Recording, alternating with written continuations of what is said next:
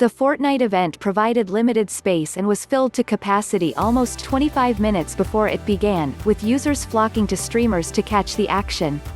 This caused a spike in Twitch and YouTube viewership, with over 8.4 million people watching across both platforms at one point, according to Rod Slasher Breslau. Tyler Ninja Blevins noted on stream that he had exceeded 50,000 concurrent viewers on Mixer for the event as well. The sequence started with sirens sounding a minute or so before the countdown reached 0 at the agency. Midas, the character that the event revolved around, began talking inaudibly.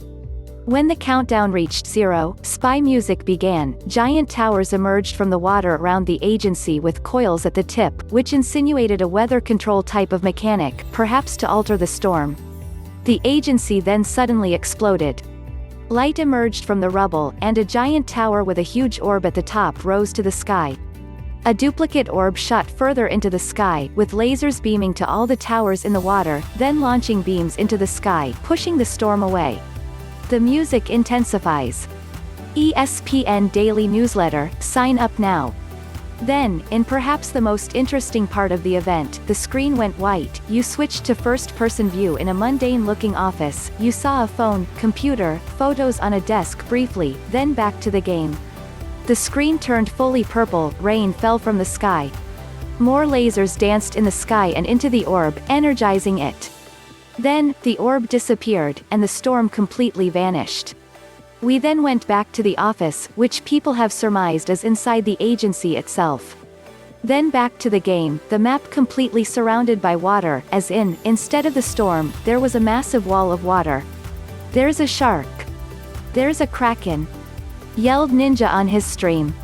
Back to the office, the default character was seen in a suit on the phone, like a scene in The Matrix. He looked into the camera, shocked that you are able to hear him. Then, in a flash, we were on the battle bus. Water was everywhere.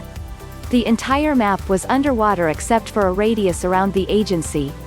The event softly ended with players able to run around and experience what happens when you exit the safe radius. It appears that the storm mechanic has been changed such that instead of running through the storm, it's now water.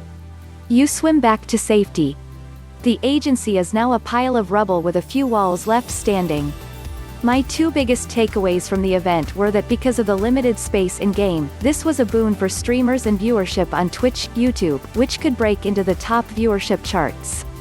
Also, the idea of reimaging the storm mechanic is a clever one. Fortnite is constantly looking for ways to innovate, and it shows here. Chapter 2, Season 3 of Fortnite will begin on Wednesday.